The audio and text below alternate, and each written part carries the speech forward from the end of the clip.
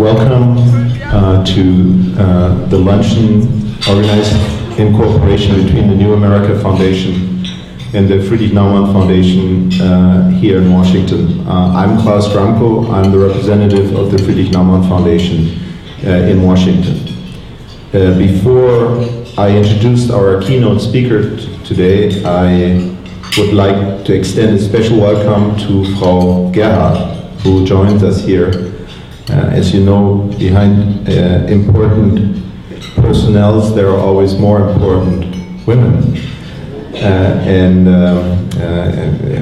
I think this is very true in your case. So we are delighted to have you here. I think this is the first time that you're a part of this program. Also, I want to welcome Harald Klein. He is the head of the international politics of the Friedrich Naumann Foundation in Berlin. Harald has been in this job for not quite a year yet, but he has a long-standing career in the foundation and spent a lot of time all over the world. Dr. Gerhard, I'm really happy that you entered the Willard without being thrown at stones and other material, as on your last visit in Argentina, and the people who were here at the event we did the last time, it just happened, and I mentioned it, and I'm glad you listened and say that you didn't throw anything at him when he walked in here. Today's talk in the Transatlantic Dialogue, I think it's a very important one. The title is Sculpting the Next Transatlantic Relation, What Matters, What Won't.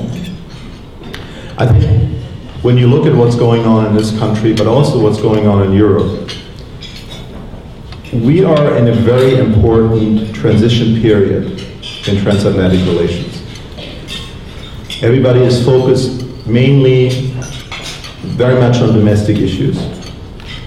And it's not that much that, in this regard, except for the hotspots in the world that we're talking about, the future of transatlantic relation. I think it's very important right now that we use this time, and that's why I'm glad Dr. Gerhard will talk about this, and that we have the opportunity here to speak about this, that we have to develop more ideas and a new, let's say, plan. What will be the future of this partnership beyond 2009 and beyond elections? And I think it's a dialogue we're starting, and I think it's a dialogue that is very important that we have to continue.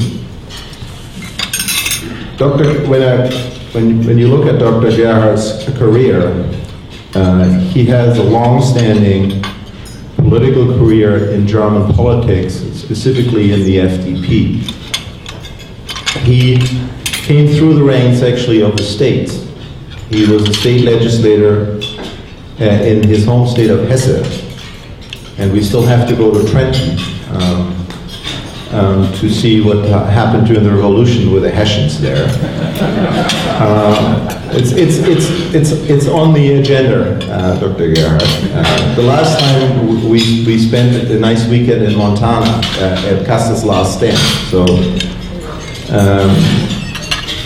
he was also the Deputy Prime Minister of Hesse in the late 80s, early 90s. And also for 13 years was the chairman of the state FDP party in Hesse. He then became the deputy chairman of the Free Democratic Party on the federal level.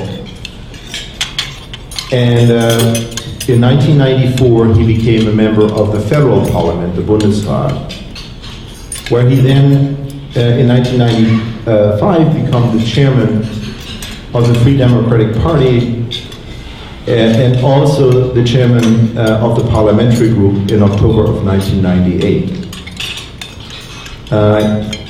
Since May of 2006, he became the chairman of the board of directors of the Friedrich Naumann Foundation, and has been very active in the fields that he always very much enjoyed. And I remember every time you were here as a chairman of the party or as a chairman of the parliamentary group, his interest in love and foreign policy were always very apparent. So I'm glad that you took the time today to come to us despite this nice weather, and all of you, of course, I want to thank you too for coming, to speak to us, I think, on a very timely and very important subject. So please welcome Dr. Wolfgang Gerhard. Thank you very much.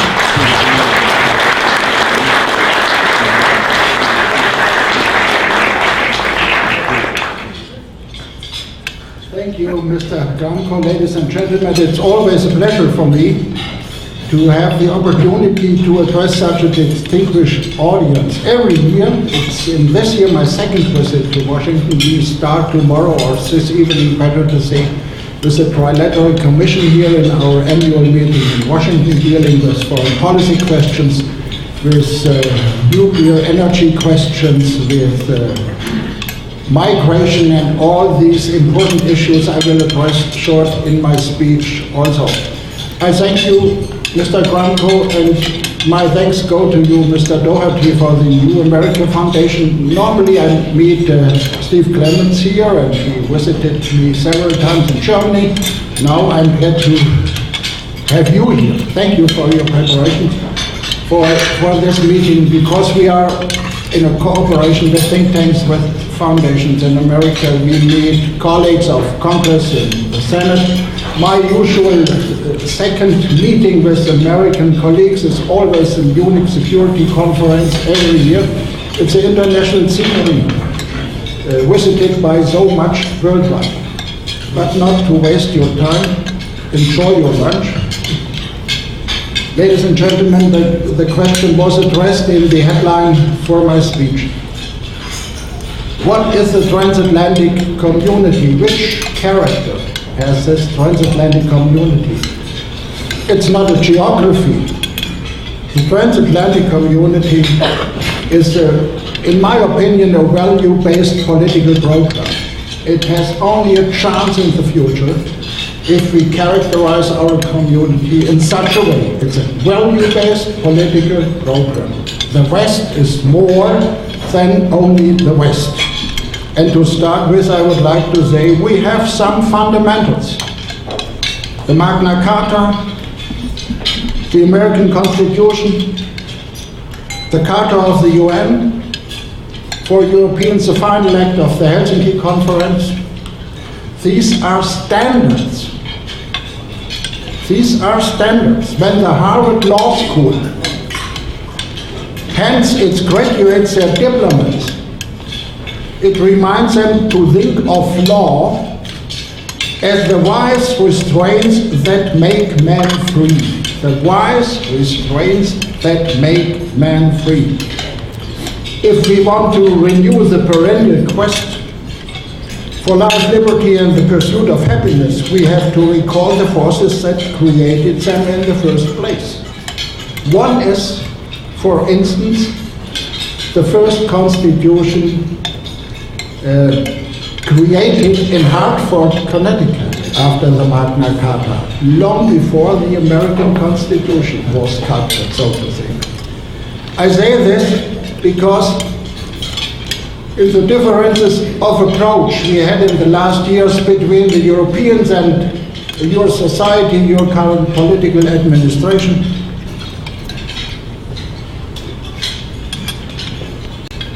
it had not a very favorable impact in the European societies that, let me say it very cautious, some used the Constitution quite as it suits them. And my opinion is, if the West is a political program, no government has the right to ignore the Constitution and the standards when it suits it. One should also not start with the concept that all these values are incompatible with efficient action against threats. We are what we do. And more to the point, we are what we refrain from doing. Kant's famous formula that the dignity forbids to make any human being. The mere objective is imperative. Dignity, ladies and gentlemen, is inherent to every human being, regardless of its abilities, of its quality, of its physical or mental status, merits and reputation. Having said this, I state that notwithstanding the differences we had in the last years in the approaches to resolve problems and to calm conflicts, in my opinion, Europe and the United States have more common interests than either of them with any other partner in the world. The US are the only remaining superpower. Even if there are emerging powers in regional constellations in this world, the EU, the European Union, is, let me express it in such a way, is something like a new animal at the world stage. It is more than a simple organization, but it is less than a state. It is an historical process. Henry Kissinger characterized in an article in New York Herald Tribune on the beginning of April with the words,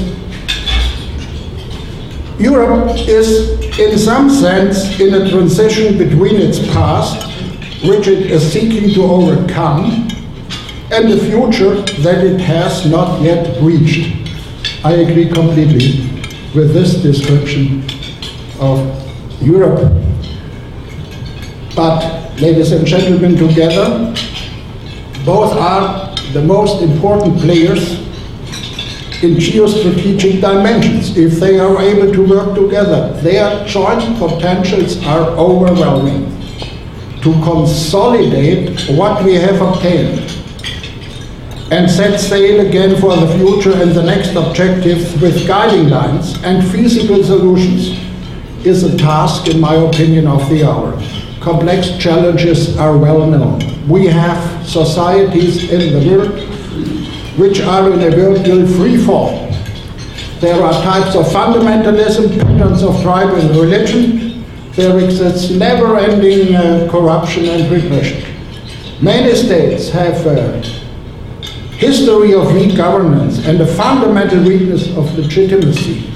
They systematically deny their inhabitants a fair share of national resources. They have done nothing to alleviate poverty. Some conflicts spring from major historical lows. In some hotspots, very old land maps are surfacing, as we experience on the Balkans. Historical debris is never cleared away in a proper manner. National borders are eroding. We have the signs of globalization as supply chains, raw materials, components travel worldwide. And all this makes it for nation states much more difficult, each on its own, to cope with threats and to open chances. The nature of power has changed. Conflicts are much more likely between states and non-state actors. Global politics we never expected are increasingly marked by what I would call religious undercurrents. Cultures with a high commitment for religious values are coming up against cultures with a pronounced level of secularization. I remember very well a headline from Time years ago saying, "Is God dead?" No one expected in the modern development to secular states such a backlash to fundamentalism and to religious undercurrents. We couldn't imagine us in the 60 or 70 years of this century such a development. Now we have to face it, and we have to find an answer. Crises do not occur in a neat succession as orderly people felt they should. We have problems from considerable proportions. We have distribution of water and energy, environmental destruction, refugee flows. This can altogether create a highly explosive cocktail. All these problems impose a renewed transatlantic cooperation. What must we sought and seek in concert? And what is the style of leadership most likely to achieve aims? That are, in my opinion, the main questions. What have we to seek in concert in the transatlantic community? First, the international institutions, the United Nations, should be strengthened and reformed. The UN, for all of its deficiencies, can only be as effective as we are prepared to make it. It is the only international body giving legitimacy. Countries should avoid unilateral retreats, and Russia and China should not only show that nothing can achieve against them, they should show what can achieve with them. I say this because my foundation is currently working with projects in around about 63 countries and has offices in 48 countries. We know a little bit about the undercurrents in society.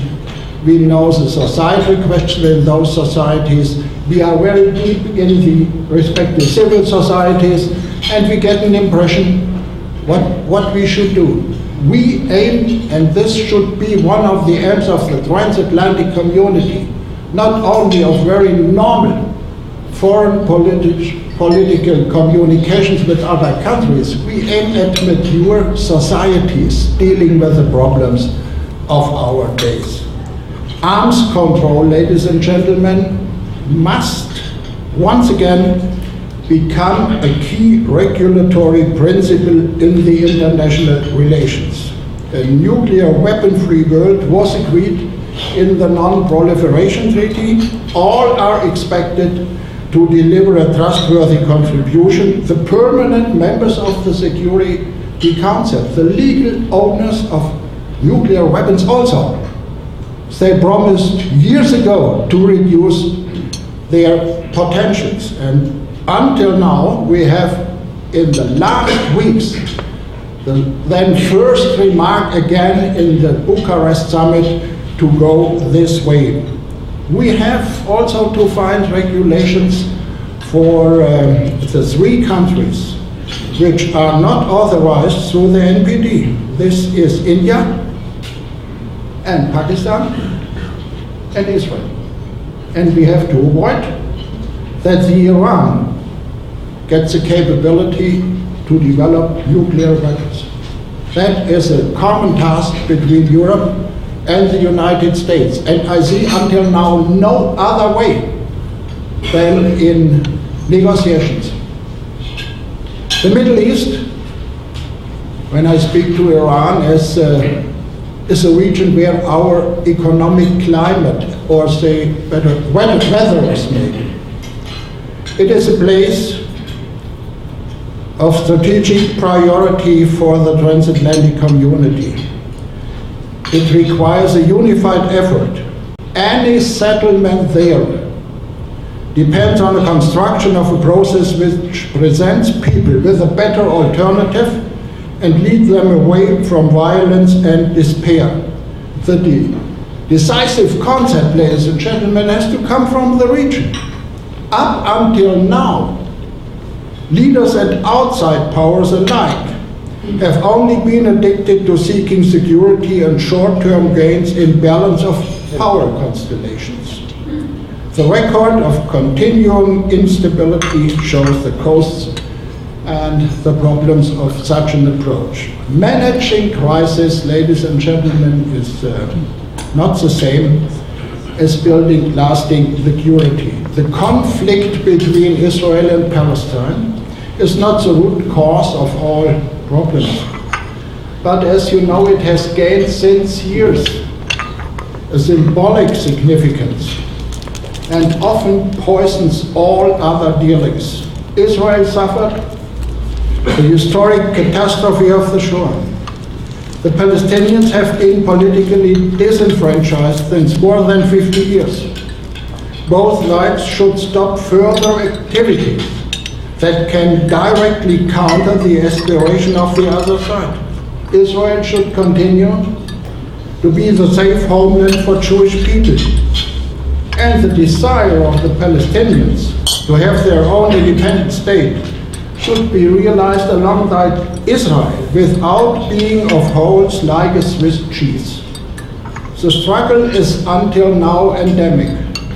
Your country, the United States, and my country, Germany, or to speak from the European Union, have not the option of a withdrawal from it and of contributions to solve the problem. It is of main importance in the next presidency of your country and in the following steps in the European Union that we deal more energetic with this problem. My feeling is that American foreign policy was a little bit exhausted in the last years and put this problem a little bit aside. And we have to go again in problem solution. There is a widespread feeling in the world that some countries fell back behind the West in economic and political terms. Some leaders blame colonialism, for instance, in Africa, for some developments. They are right insofar as colonialism has indeed done harm to many countries, but many of them are independent for almost 2 generations now. There is a growing realization that the slow pace of economic, political, and scientific development in those countries is not due to colonialism, is more due to internal factors. Many states have a history of weak governance and a fundamental weakness of legitimacy. They deny their inhabitants, as we can see in some countries, a really fair share of national resources. They have done nothing to alleviate poverty. Some states are using energy policy to buy a seat on the top table. Others seem to invoke their conception of national sovereignty as justification for doing as they please with the people entrusted to them. Yet others are simply incapable of establishing a minimum level of institutional stability and good governance.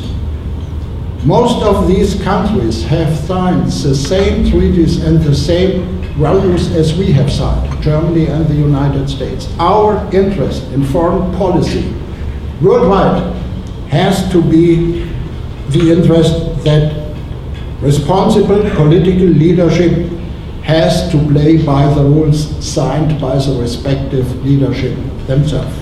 We have a broader knowledge today what drives development. Most of what is needed in countries is well known. We know that sustained growth is necessary, but many of the drivers of growth are not to be described in measurable and numerical forms. They include factors as leadership, civil society, private enterprise, rule of law, independent institutions, balanced regulation framework.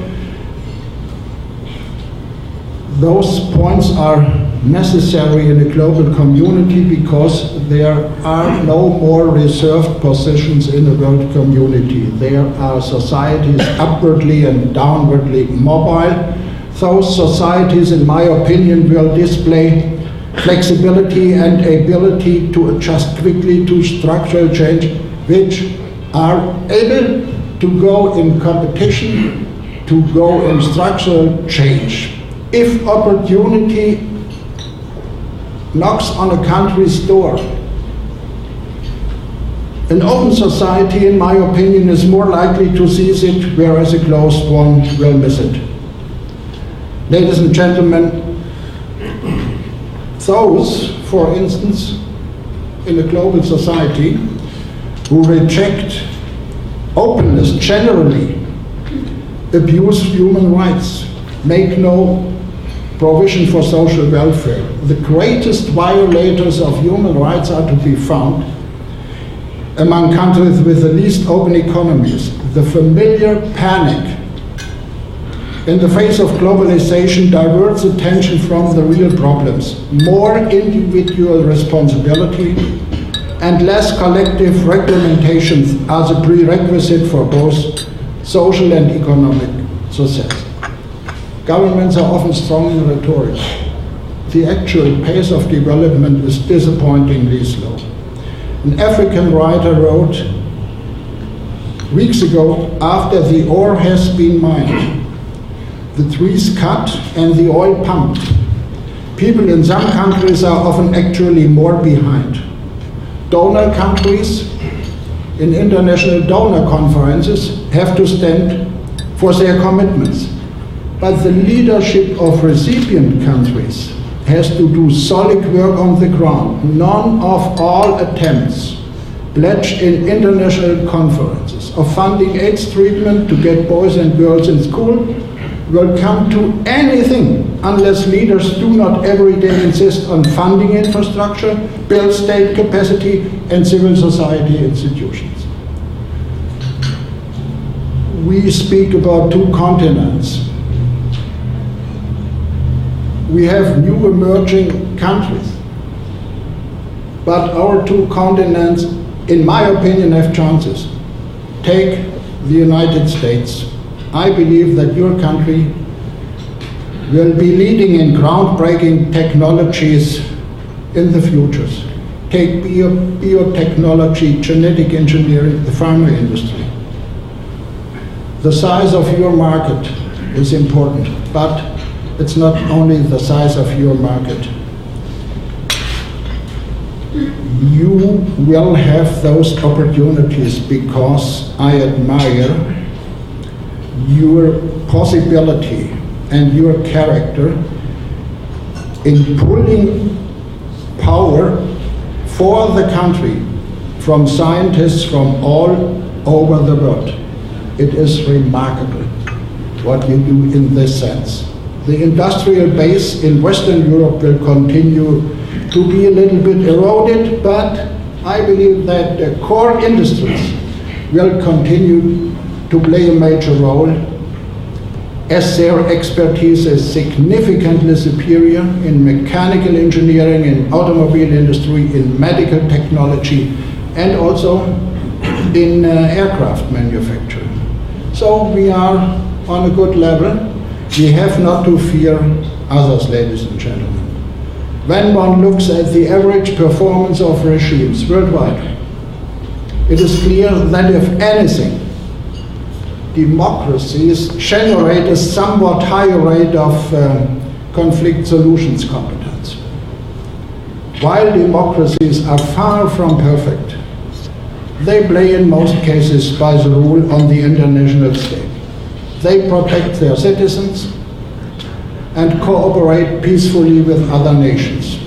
If people want to develop democratically and politically successful and deliver peaceful international contributions, they will have to do it democratically. We have to face this worldwide issue illuminated by the political culture development. Cultures, as I mentioned it, with a high commitment to religious values are coming up against cultures with a pronounced level of secularization. Global policies is increasingly marked by what could be called religious undercurrents. It did not always seem this way. I mentioned the cover story from Time. It was a cover story, I see it now here on my paper, from 1966. Secularism dominated in those days world politics. The conventional wisdom shared by many intellectual and political elites was the modernization would inevitably extinguish religious vitality. In fact, the modern world has proven hospitable to religious beliefs. The world as a whole now has more people with traditional religious views than ever before. But how compatible are they with modern democracy? Are they really tolerant? We should not allow exponents of a confrontation and worldview to dominate the political discourse. They are only a few, but they destroy the chances of the many. In my opinion, the secular state needs religion. It is dependent in a number of ways on its citizens' willingness to make sacrifices, not only with regard to questions of life and death. If the secular state wishes to remain secular, then it must, on the one hand, retain its religious neutrality, whilst on the other respect authentic forms of religion, as it itself has neither the right nor the powers to judge the authenticity of a religion. It will be forced to be guided by compliance with human rights, by which it itself is bound. Values, norms, cultural ethos have developed over the millennia. They are different. This poses no problem for a Western community to accept this, as long as a joint bedrock of human rights and freedom are valid for all people, regardless of the country they live in or the religious community they belong to. Religion, ladies and gentlemen, should mean honoring God, not playing God. This remarkable sentence came from the Bishop of Limburg in Germany. It's, for me, unforgettable. It is the right description to fundamentalism. I ask, what is the style of leadership most likely to achieve the aims which I tried to describe? We know politics is about striking a balance between power and ethics, responsibility and interests, national sovereignty and global obligations. In my opinion, coalition building, cooperation, and integration must form the core of the cosmopolitan character of Western policy. Our own security, our own prospects depend on that. All of us throughout the world are living in a close proximity. Thank you for your attention. I take questions if you like to ask me.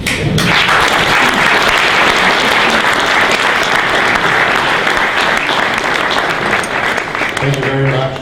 And I want to pass the torch, in this case the microphone, over to Patrick Doherty, the Deputy Director of the American Strategy Program of the New America Foundation, who's going to moderate the discussion. I want to thank you again, and special thanks, as you know, and I said this many times, I'm just the one who introduced the speaker, but there are a lot of people behind the scene who make this happen, and I want to thank all of them. I want to thank my office, Katrin Eloseli, Katrin Junioka, and specifically Yannick Welch, who is actually, this is his last day today. He was our intern for 4 months. So thank you for all your work. And I want to thank also Samir. Where are you? He's Samir from the New America Foundation on all these helpful. Thank you very much. And Patrick, thank you. Thank you, Klaus.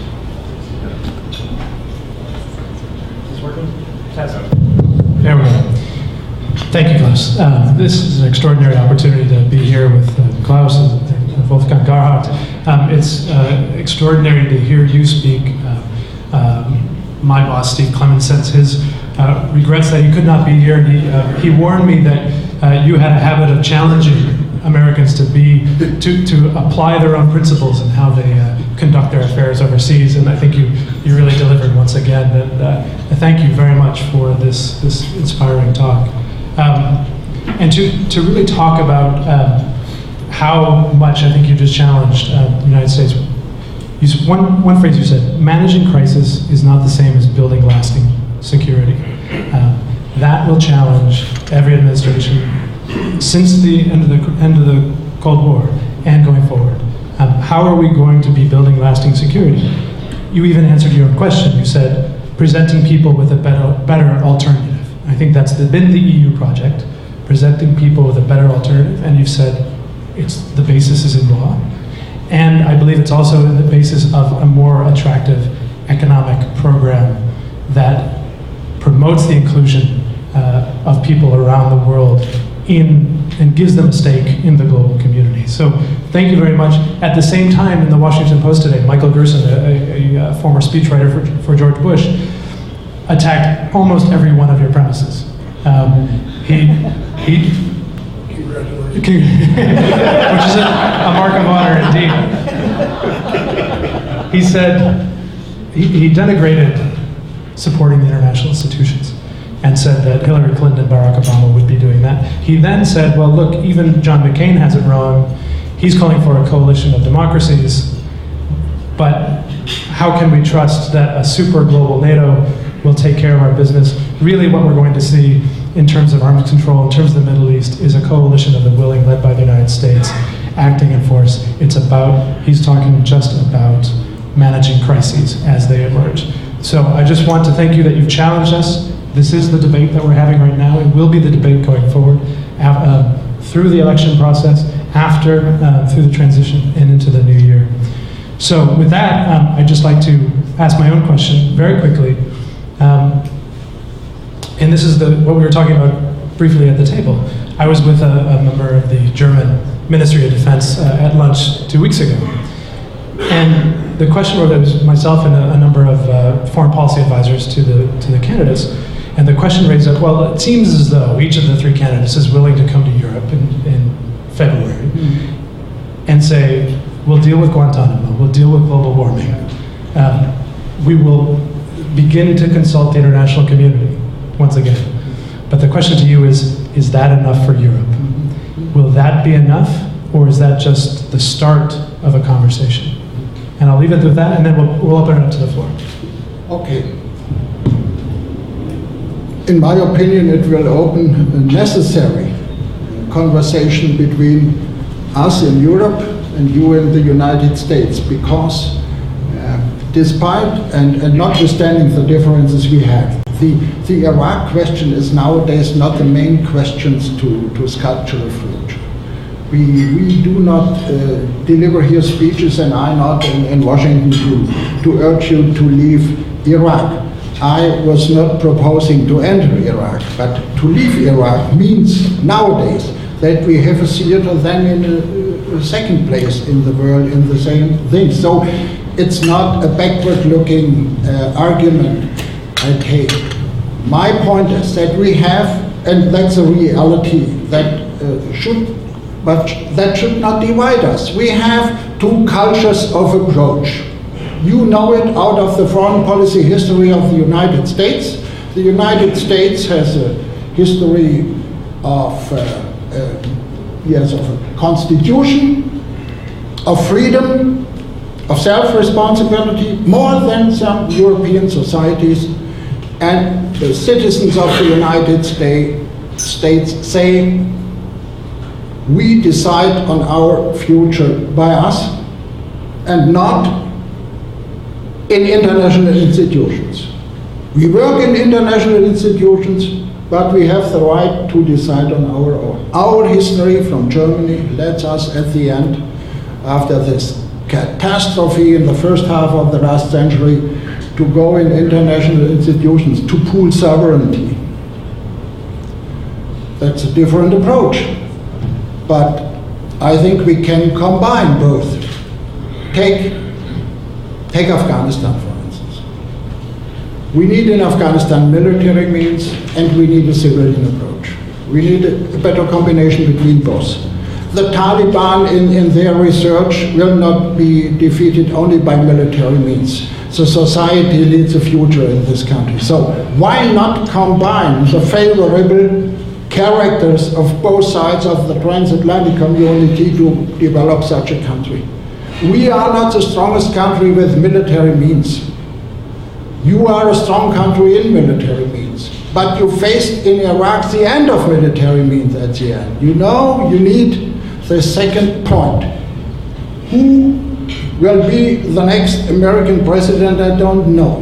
But if I were Angela Merkel, I would like to prepare me now, before the elections, about what to deal in the first meeting in such a character of transatlantic policy. And the Europeans didn't prepare sufficiently in the last years to mention those questions. And maybe this current administration you have was not very interested to see such a way. But the transatlantic community ends not with the presidency of Bush and starts not anew with the presidency of the European of Mr. Sarkozy. Important is that the societies accept the transatlantic community and go together this way, more than the respective leaders alone. That's a challenge for leadership in Europe and in the United States. Thank you, Dr. Gerhard. Okay, we're going to open it up and to questions. And I think we have microphones. We have one there. Do we have? Okay. So if you could raise your hand, we'll bring the microphone over to you. Questions for Dr. Gerhard? Right here at the head table. Grüß Gott, Herr Gerhard, darf ich vielleicht als alter Münchner sagen. My name is Matthew Rooney. I'm with the Department of State. I have spent a lot of time in Germany, but more recently work on Latin America. And I was interested in your remarks about the problems of development. As you may know, some years ago there was a United Nations conference on financing for sustainable development, Cancun 2002. As a result of that, the United States has introduced the Millennium Challenge Corporation, which is an attempt to put the principles of Cancun and the Millennium Development Goals into practice along the lines precisely that you outlined, requiring countries to take more responsibility for their own development, apply their own resources to respond to the needs of their citizens. When I left Germany last, the debate about foreign assistance was primarily about criticizing the United States for not being generous enough. Is there a debate about reforming foreign assistance in Europe, in Germany, about bringing the Millennium Development Goals into the fold in terms of the way foreign assistance is managed? It is not a question of the budget, in my opinion. I experienced in the development aid to our neighbor Africa all that I mentioned in my speech. It does not depend at the end on the amount of financial resources to give to a country. If a country has not a minimum of responsible leadership and independent institutions, it will not help the countries to develop in a sustainable manner. There are more and more African citizens. They wrote this in newspapers in Africa by themselves, and they take an African country like Ghana in a better development than others. Take Nigeria, a rich country, or Congo, from the resources, a rich country. They need, if they had a respective government playing by the rules, building up a civil society, they would be autonomous by themselves because of their richness in raw materials, in diamonds, you know it, in those countries. Insofar, it is not only a question to give and to install donor conferences. It is, and this is the precondition to install mature societies and build up civil societies. And that's the reason why I pledge for the West as a value-based political program. I cannot convincingly meet those leaders when in the Western community we self do not abide to the values we address in Sunday speeches.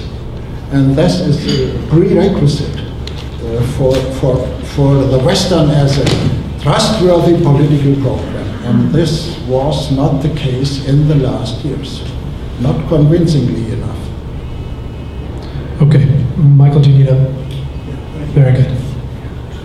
I'm Mike Halsell from Johns Hopkins SAIS. I'd like to begin by thanking you, Dr. Gerhard, for really perceptive and nuanced presentation, and to congratulate you on being on the opposite side of every issue from Michael Gerson. I'd like to pick up on the first question Harry gave, but maybe turn it around 180 degrees. There obviously will be a new administration come January, and I think whether it's an Obama or Clinton or McCain administration, I think clearly will be more to the liking of our European friends and more multilaterally inclined. I think, however, it's fair to say that any new administration is also going to have requests from Europe. And I think it's naive to think that they're all going to be, that there won't be requests, and it's naive to think that they'll necessarily be easy to fulfill. If I might just ask you about 2 or 3 that I suspect will be coming, and get your ideas on exactly how the European side might respond. You mentioned Afghanistan. I'm not going to talk about national caveats in NATO. I'm going to talk about civilian aid, where the European Union has not delivered anywhere close to its promises, where the Americans are contributing something like 10 times more than the European Union. And this is a huge problem. Can we look for perhaps increasing that from the European side? Guantanamo will certainly be closed, and that will leave, I mean, about half the prisoners have been let go already. But that brings up the question, where do they go? And until now, our European friends have been conspicuously unwilling to take prisoners who, if they were sent back to their home countries, would certainly face rather unenviable fates. The Uyghurs, there are 4 or 5 Uyghurs. The only country that would take them, instead of being sent back to China, was Albania. And the third thing, which is perhaps the most important, is you mentioned values, and I couldn't agree more. We have more in common with each other than either does with any other part of the world. That's fundamental, and I think you stated it brilliantly. What do we do about formulating a common policy vis-a-vis Russia, a country for the last 8 years which has been violating these common values that we share? And I understand that there are certainly problems of energy dependence in Europe, specifically on Russia. How do you think on these 3 issues the European Union might respond? Great, thank you, Mike. Yeah.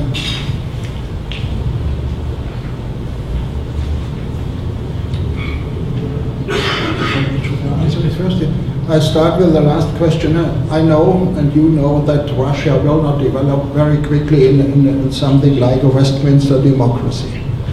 This country needs some time. My assessment is we should not have spoken from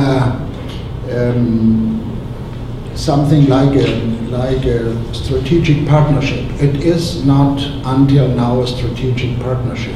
We should call it pragmatic engagement, because we should have every interest on a more democratic development of Russia, but we have to see the problems as they are.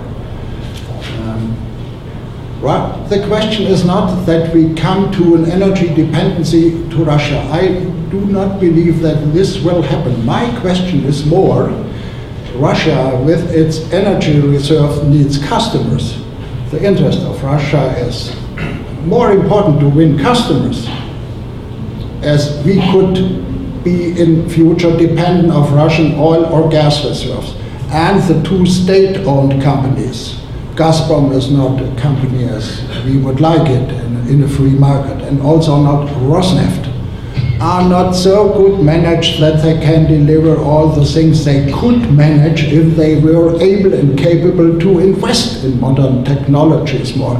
They are companies governed out of the cockpit of the Kremlin, and not in a character of manageable decisions by more owners, as we would like to have it. It will take time to Russia. I was recently in Kiev opening an office of the Friedrich Naumann Foundation, and got a fresh information about the situation. More and more, it's my opinion, we have in Russia the wish of people to come to more and more democratic developments.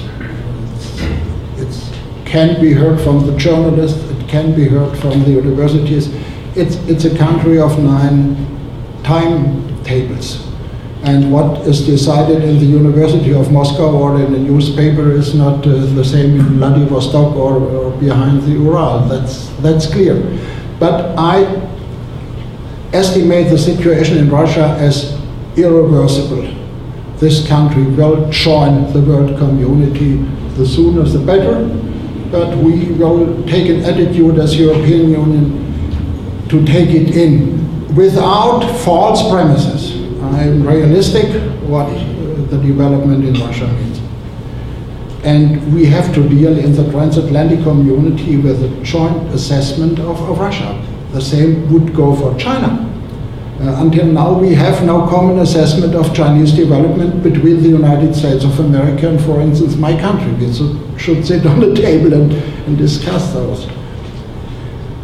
When Guantanamo is closed, yeah, my opinion was from the beginning, if we have such points, we built in the recent years an international scenery to take the people to court and to give them a judgment. I see no other way. I wished we should have done it in the international scenery. Out of this problematic situation, I can only say we should try, if Guantanamo is closed, to give these people very normal to the courts in your country. I see no other way. You mentioned that a new American president will not solve immediately all problems and differences between Europe and America. It's my opinion also. I expect no major change in foreign policy in America. There are some friends of mine in Europe, they expect, if Hillary Clinton or Obama is then president, it will be a better situation. No, I say not immediately. American presidents have always a ground line of foreign policy. And they will not join the United Nations as we join it, or international organizations as we do it. They will have a reserve of their own in the national interests of the United States. But I believe we can create a new mixture, I mentioned in my speech, between civilian possibilities and capabilities of Europe and military capabilities of the United States in cases in point like Afghanistan. And this means for the European side to go more forward in financial budget problems in Afghanistan. And not only to reduce the Afghanistan question of a deployment of soldiers in weather regions, they should be more or less or so. I would like to propose and suggest to a new transatlantic renewed community a better mixture between civilian capabilities and military. I remember a speech I delivered here in the basement here of this hotel before the Iraq War. I remember it very well. On this evening, there were 3 former American ambassadors to Germany. Richard Byrd was there and others. And I said, yes, I congratulate you. You have the military machinery overwhelming the next 9 following in budget in military means. You are successful. The Pentagon is the successful organization. But I said, you cannot deliver only on military means. What will you do if you are successful in Iraq afterwards? You need exactly that what the Pentagon was not able to deliver. So we can deal without backward looking to the next position in a new combination of cultural and military approach. We have both the capabilities. Okay, we're going to move to the next question. And at the same time, I think Michael asked another good question, which was, what will Europe ask of the United States of the next president? So in your next remarks, if you could kind of follow up on that question, it'd be great. Please. Wayne Merry, the American Foreign Policy Council. One value that America and Europe have certainly shared in the last couple of generations has been in the creation of a global system for the production and trade in food. This works enormously to our respective advantages. But I think in today's world, in the world of the next few years, this is going to work rather to the disadvantage of most of the people on the planet. And in fact, I think it's not global warming or Iraq or any of these other issues that most people in this world are now worried about. It's the availability and price of what they eat. And I would like to ask you, in rather concrete terms, what you think the responsibilities of the European Union and the United States, jointly and separately, are in responding to what I think in the next few years is really going to be the biggest single problem the world faces: increasing prices of commodities, and particularly in the prices of foodstuffs. Because people in many parts of the world now are dying because of biodiesel and other policies which Europe and America have fostered and from which we do not suffer at all. Great question.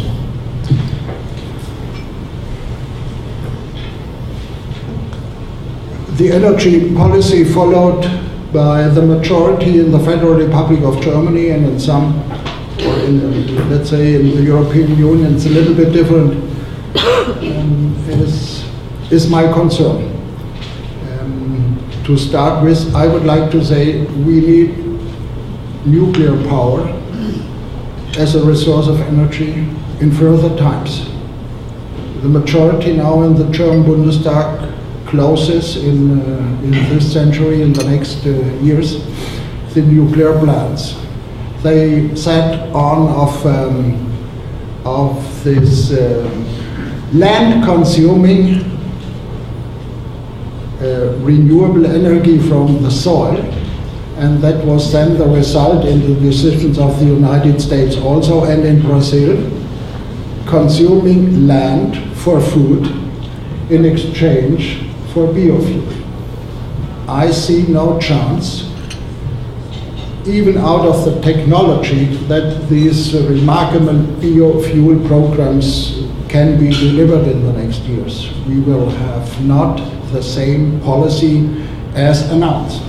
I listened to a speech of the German Minister for Environmental Questions in the last German Bundestag, and he reduced the whole program, looking at the questions you put to me. So we have to stop a little bit and to reduce our own expectations in the biofuel energy questions to come to more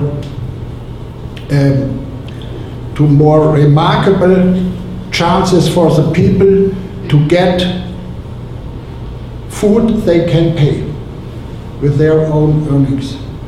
But what is on the other side also needed, you need governments, not like in Argentina now. I listened with my colleague, putting export taxes on food.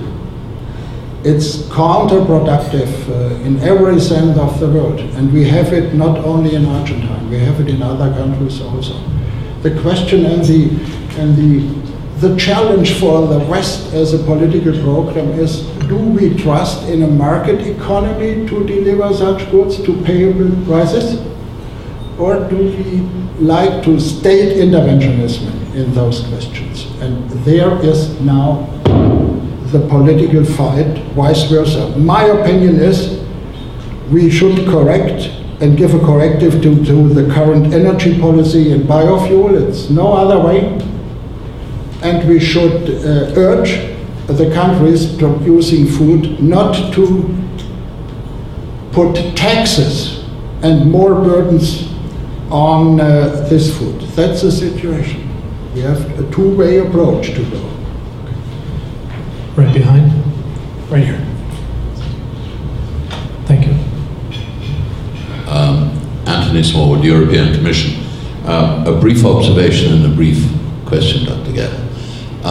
On the issue of development aid, I think you're absolutely right that money isn't the problem, or isn't the only problem.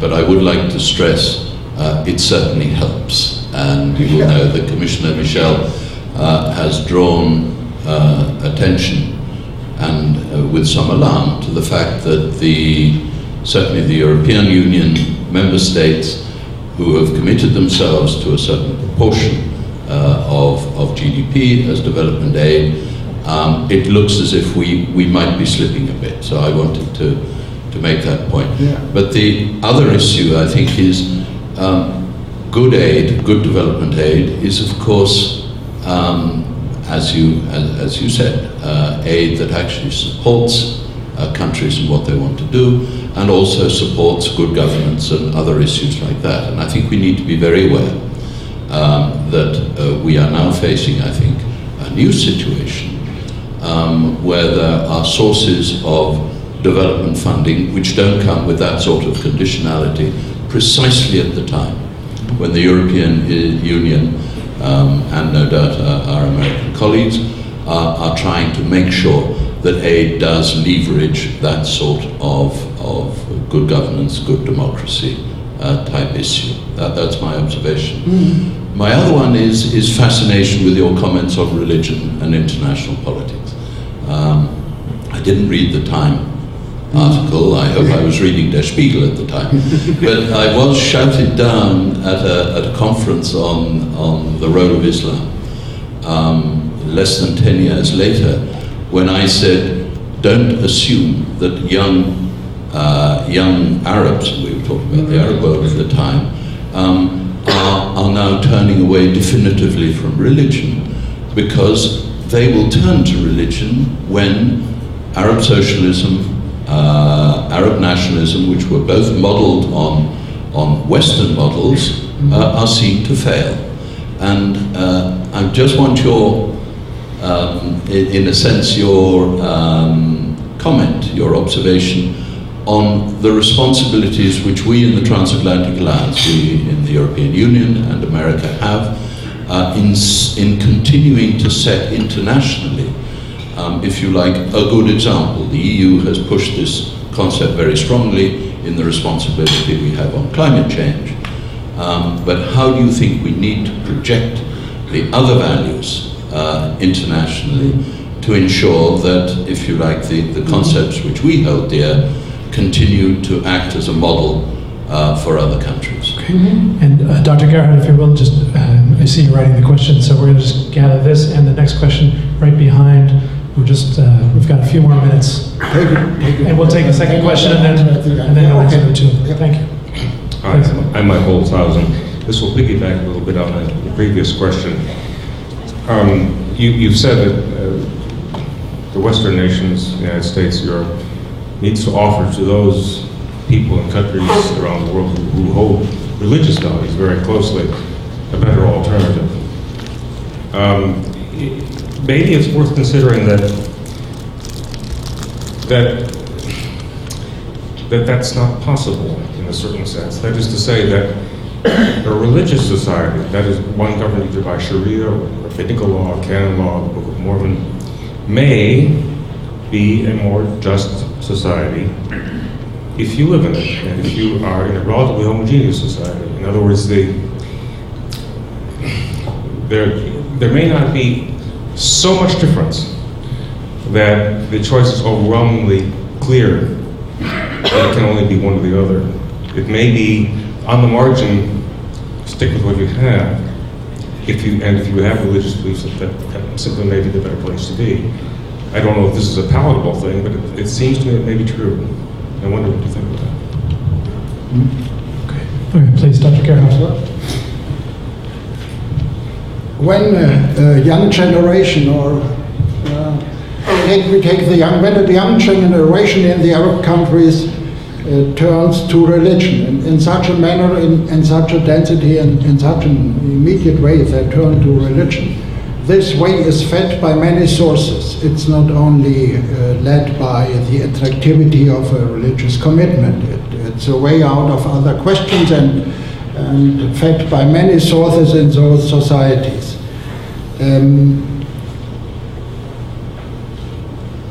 I believe that the international dealings in conferences with the Arab League, or in what we had in the European Union Mediterranean dialogue process, Barcelona process, or in other meetings, do not really express the concerns and the substance of such developments.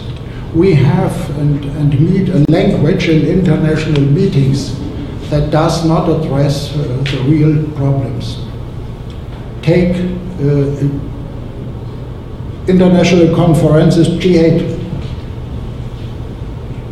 I doubt if there is any conversation about what I mentioned in our expectations to Russia. I doubt in meetings with the Arab League if there is any open conversation about what I said. We have cultural differences. This is not important as far as we respect human rights. I do not know if any American president or the Chancellor from Federal Republic of Germany or Mr. Sarkozy or whoever mentioned such questions directly in conversations in a sort of cultural dialogue, but it would be necessary. It would be necessary to address these questions. And that is what brings me to this description of transatlantic community as a value community, because we ourselves have to be at first trustworthy when we then address such cultural questions to other societies. And this is now not the case, not sufficient the case. And you know all from what I speak.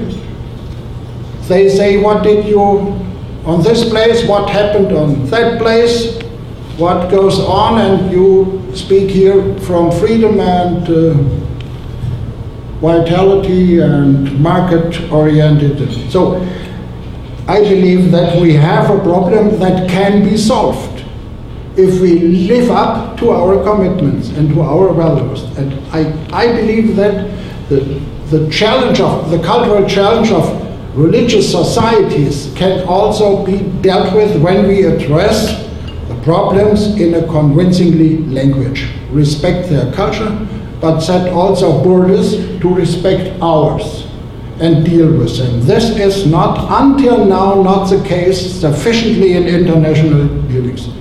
I doubt that religious societies deliver a more trustworthy and a just society.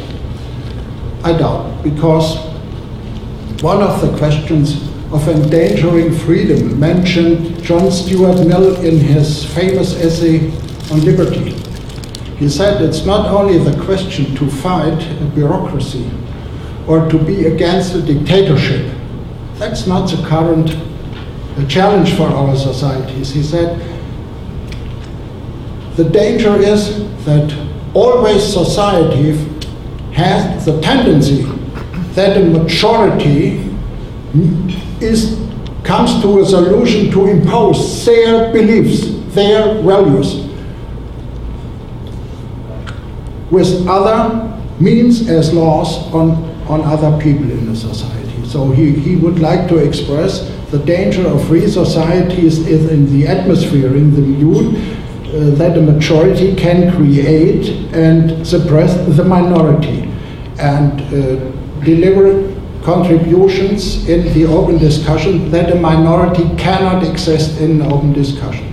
That's my opinion more and more in mature societies and in religious societies. Without any doubt, this is the case. So my opinion is the major cultural challenge of the world today, we never expected such a challenge, is the cultural dialogue with the Arab world and with fundamental religious beliefs worldwide. And that stands for me at the first point, also in the transatlantic community.